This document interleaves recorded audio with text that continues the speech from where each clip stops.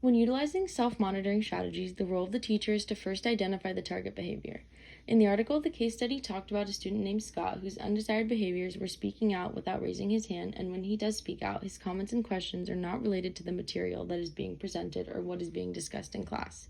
The teacher decided that Scott's desired behavior is appropriate hand raising, which entails raising his hand and waiting until he is called on to speak, and when he does speak, the comments and questions are related to what is being discussed. From here, the teacher decides on a self-monitoring strategy. There are a variety of strategies that can be used that allow students to self-monitor. The example that was used in the case study was a simple chart that Scott would make a check on every time he practiced appropriate hand raising, waited his turn to be called on, and made comments that were related to the material. The idea is to promote and foster the desired behavior rather than scold the student on the undesired behavior.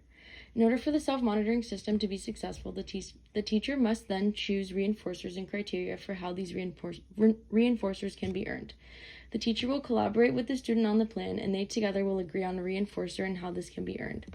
In Scott's case, he enjoyed playing with computers, so his reinforcer was that he would be able to play on a computer with a peer when he successfully participated in class. This is what him and his teacher agreed on. The next step is for the teacher to teach the student how to use the system. This can first look like allowing the student to ask any questions about the system and make sure that they understand what is expected.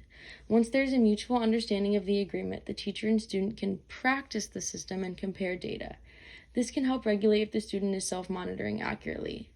This will help the student feel more inclined to adopt the system as they help create it and understand what it entails and that the system is reliable for both the student and the teacher. Once the teacher feels the student is accurately monitoring themselves, they can implement the system independently.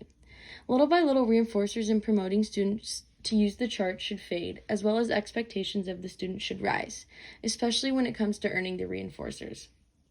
Although, when the expectations are raised, bringing in reinforcement and assisting the student is sometimes needed. Implementing a self-monitoring strategy that focuses on one desired behavior can reduce undesired behaviors in other aspects, which will in turn greatly help the student become more independent and successful in their academics, social interactions, etc. Ultimately, we are trying to increase independent functioning in academic, behavioral, self-help, and social areas.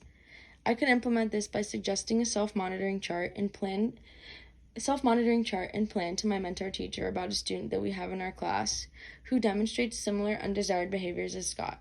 The student in my clinical experience also makes comments like Scott does, unrelated to the discussion being had, and most times does not raise his hand, and when he does not wait to be called on.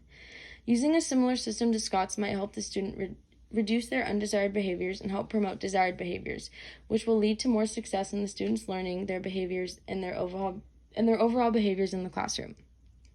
There are a plethora of advantages when using this strategy, some of them being that it helps the student learn the idea of self-regulating, as this is a skill students will need for the rest of their life.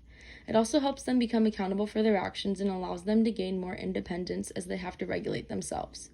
Self-monitoring strategies help promote desired behaviors and help students in being more engaged, successful, and prepared in the classroom. Most times, this strategy leads to high academic success and a complete change in the student's behavior and how they behave and interact in the classroom.